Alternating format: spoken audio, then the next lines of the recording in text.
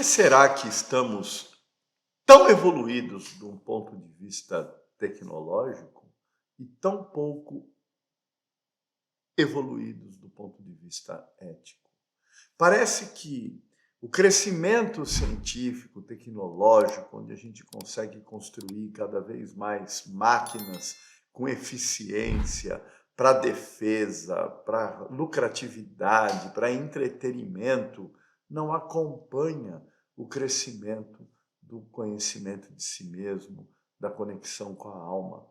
Isso gera um fator de dissonância absolutamente perigoso, porque nós temos aí cada vez mais uma quantidade enorme de pessoas com acesso a essa tecnologia, inclusive de destruição, em larga escala, que não tem a menor capacidade ética. Está agindo exclusivamente como um bando territorialista, um réptil, sem reflexão, sem consequência.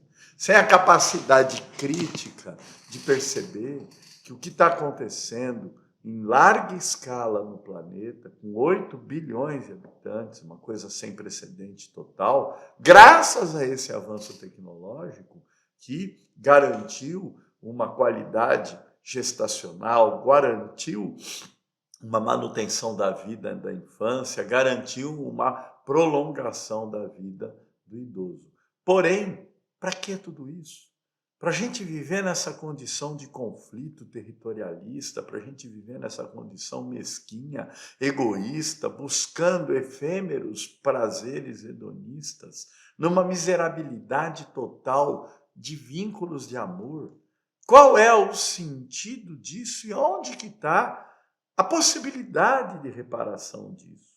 Com absoluta certeza, a gente precisaria de uma medida urgente no âmbito educacional, no âmbito cultural, para cada vez mais mobilizar as pessoas a refletirem o que estão fazendo com as próprias vidas, que legado estão deixando com o nosso planeta. É isso mesmo. Terra sem árvore é terra. Árvore sem terra não existe. Água sem peixe é água. Peixe sem água não existe. E, além do mais, a vida é uma expressão de troca que depende, por incrível que pareça, da morte. Não existe nenhuma possibilidade de vida que não produza uma morte equivalente para poder se manter viva. Então, estamos matando para não morrer, comendo para não ser comido, sabendo que em algum momento morreremos e seremos comidos de alguma maneira, bactéria, fungo, vírus, né? Não importa, ou pela própria terra absorvido, né? Então, a vida depende da morte. Com essa quantidade gigante de vida que tem no planeta, sem precedente, como já disse, é uma quantidade muito maior, exponencialmente maior, de morte para salvaguardar essa vida. E o pior, que a gente está matando além do que precisa. Nós estamos destruindo a grande mãe Gaia. E isso vai gerar consequências futuras no curto prazo, inclusive. Porém, nós vemos as pessoas se organizando para quê? Para poder impedir métodos que impeçam esse desmatamento desenfreado, essa poluição desenfreada, essa falta de cuidado com o planeta desenfreado. E por que isso?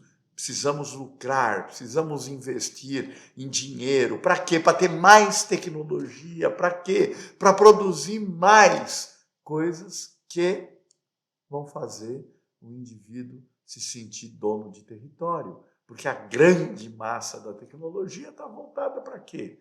Proteção, material bélico, destruição, territorialidade, poder, controle, conflito, insegurança, medo e assim por diante. Que evolução é essa? Para que evoluir tanto de um lado e não para o outro? Aonde que está o desvio disso tudo? Talvez o desvio disso tudo esteja na base fundante aspecto neocortical, que é o cérebro mais evoluído, a parte mais nobre do ser humano, que só o ser humano tem, que possibilita a ele lidar com o símbolo, relativizar, metaforizar, não literalizar, questionar sentido e significado de vida. E graças a esse cérebro a gente cria mito, conto de fada, fábulas e religiões. As religiões foram criadas para dar para o indivíduo, para a nossa ancestralidade, uma área de segurança diante do grande mistério, do cosmos, né? Que é um grande mistério e que cada vez mais a gente está, né, desbravando e, ao mesmo tempo, ficando encantado com o mistério. E é interessante, né, que parece que a gente nega toda essa dimensão, né, do cérebro neocortical que produziu as religiões, e essas religiões foram se formando para dar um muro de contenção diante do medo que nós temos desse grande mistério. O interessante é que esse grande mistério que está no macrocosmos, ele também pertence ao microcosmos. Ou seja, o que está em cima corresponde ao que está embaixo, vice-versa. Ou seja, dentro do cerne de cada um de nós, no nosso íntimo, no nosso âmago mais intrínseco, habita um outro, que nós chamamos na psicologia analítica de Carl Gustav Jung de si mesmo. O outro que é o Selbst, o self, o arquétipo central. E ele é a representação divina em nós. É como se fosse o sentido do existir anímico e espiritual que está aqui hipostasiado neste corpo. E este si mesmo, ele apresenta um manancial desconhecido, tão assustador, tão tremendo e fascinante, e por isso mesmo ele se assemelha ao sagrado, ao luminoso, quanto o macrocosmos. E é por isso que as religiões foram criadas, para tentar dar um muro de contenção para esse manancial de conteúdo que muitas vezes assusta um pequeno ego que ainda não tem flexibilidade suficiente para lidar com macro, com microcosmos, em busca de um sentido maior para existir, em busca de cuidado de si mesmo, de amor próprio para poder amar o outro. E não simplesmente ficar vivendo como um pequeno réptil, em busca do quê? De prazer efêmero, território e conseguir usar o que tem de, né, capacidade intelectual para poder produzir instrumentos para se manter cada vez mais aonde? Dono de um território, dono de um poder, seguro materialmente. Mas e a espiritualidade?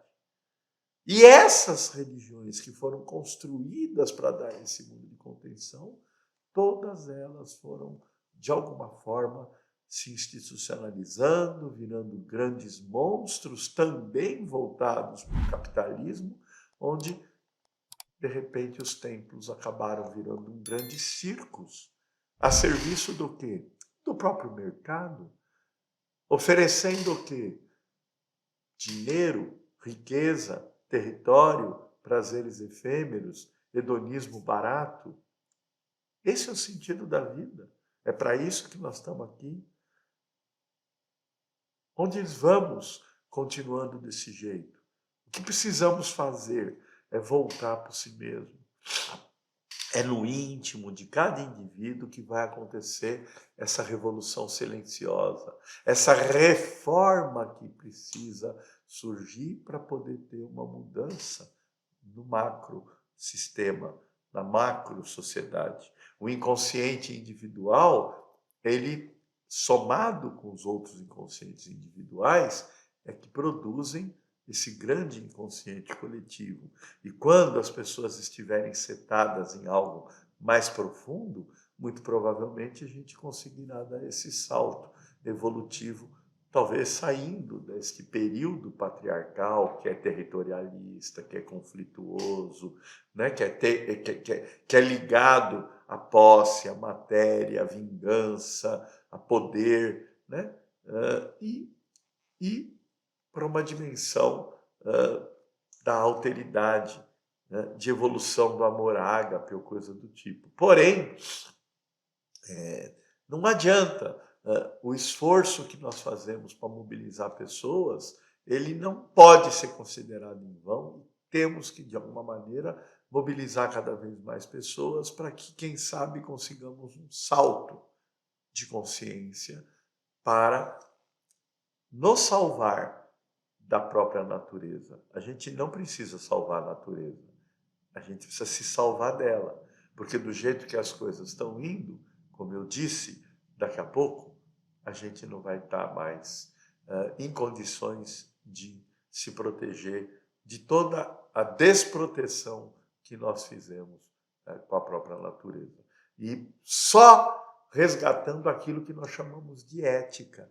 E ética é uma coisa que vem de dentro, muito diferente da moral, que são códigos de costume e de conduta impostos de fora, que foram criados, sim, com o benefício de garantir ordem e lei, né? Regras mínimas para se viver em sociedade. Porém, a moral, ela é uma coisa engessada e engessante. A gente tem que, à medida que a evolução vai acontecendo, desconstruir códigos morais para construir novos códigos morais. Os nossos antepassados tinham códigos morais de sacrifícios humanos para aplacar a ira dos deuses. Hoje, nós ainda temos códigos morais em determinados países, e resquícios disso, inclusive no nosso, onde se regulamentava a escravidão, se regulamentava o preconceito e até a punição de quem não tinha uma identidade de gênero consonante, né, com o gênero biológico. Se achava natural a mulher estar numa condição de inferior e de servil ao homem. Aliás, ainda se acha muitos deles, né? Acabei de ver agora um desses juizinhos aí que complicaram muito a vida do Brasil nos últimos tempos, num Roda Viva, defendendo isso mesmo, porque ele é um evangélico, né? Só que ele não é um evangélico pegando a ideia da evolução do amor entre todos e da igualdade entre todos. Ele é um indivíduo preso num padrão absolutamente retrógrado, machista, territorialista, que cedeu para o cristianismo. Cristo jamais apresenta isso. Ele é a ponta de lança dessa evolução que nós estamos falando para que a ética venha. O problema é que também fizeram, com todo o legado dele, um uso abusivo voltado para quê? Para o capitalismo. Porque é isso que esse capitalismo territorialista, patrimonialista, que vem do patriarcado, faz. Se apodera de tudo que pode virar ameaça para ele e transforma em negócio. É um Midas, onde toca virar ouro. Só que aí, mata a natureza. Então, é isso que nós precisamos questionar. E precisamos repensar o sistema educacional para darmos para nossos jovens, já da tenra idade, a possibilidade de conhecer a respeito da alma. Veja, a cultura helênica de 5.000 anos atrás tinha lá, e isso fica muito claro, por exemplo, no mito de Hércules, né, onde você tem os 12 trabalhos divididos em grupos, né, de 4 em 4 trabalhos. Ou seja, o primeiro momento é o pedagógico, o cara tem que aprender a se organizar e viver dentro dos códigos morais. O segundo momento é o psicagógico, ele tem que compreender a situação psíquica dele, reconhecer que existe uma alma, reconhecer que tem o si mesmo e aprender a respeitar o si mesmo. Isso é o que nós chamamos de religere, é prestar atenção, diferente de religare, que é querer estabelecer uma religação com o sagrado, mas geralmente fora, né? Tendo um intermediário para cobrar a taxa de despacho. Não é isso. Religere é eleger atenção, é olhar para esse sagrado que habita em nós, para poder olhar para o sagrado que habita no outro. E o povinho fala, namastê, Deus em mim, saúda Deus em você. Mas quem pratica isso de fato? Quem reconhece isso? E esse Deus que habita em mim, que está cumprimentando o Deus que habita em você, ele está feliz com que nós estamos conivente ou omisso com a iniquidade, com a desigualdade, com o preconceito, com a territorialidade, com a violência, com o desrespeito à natureza? Onde que está a ética? Não está? Ninguém levanta contra isso de alguma maneira, se rebelando, aceitando claramente o jogo do poder, o jogo da matéria. Então, esse tipo de coisa é interessante, né? Psicagogia. E depois, mistagogia, né? Que é reconhecer os mistérios, a finitude, a morte como caminho de transcendência, deixando um legado ético, não moral, e muito menos não patrimonialista, porque esses dois ficam, mas a ética vai junto com a alma. É interessante a gente refletir sobre essas questões, porque isso está absolutamente alinhado com o caminho alquímico de transformar chumbo em ouro, que o Jung se encantou, e está absolutamente alinhado com aquilo que nós chamamos de processo de individuação. Que é você poder se tornar você mesmo, servindo a alma, encontrando um propósito maior para existir, e esse propósito inevitavelmente tem a ver com cuidar da própria humanidade. Ou seja, individuação é quase que a antítese opositiva do individualismo, que é isso que esse mercado, que esse capitalismo, que esse tecnologismo exagerado está fazendo. É isso. Espero ter contribuído, sei que me estendi, mas é para refletir, é para trazer ideias, para a gente questionar o que a gente pode fazer para esse mundo melhor.